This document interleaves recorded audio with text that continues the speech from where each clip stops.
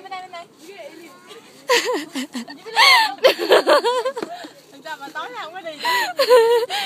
Nhập viện hết 2 lần luôn.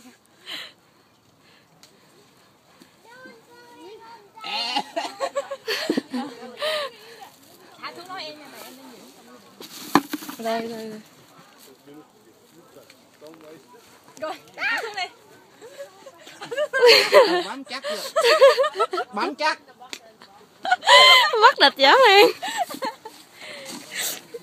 Ôi. Hái được nhiều không mà sao khổ. Nè.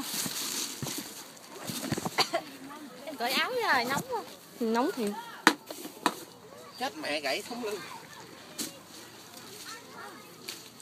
Thôi anh đi lên cho anh hái mấy trái chưa chín này. Ủa, hộp sông các em còn không? Ê.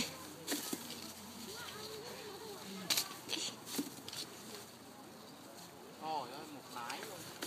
Muốn lên nữa.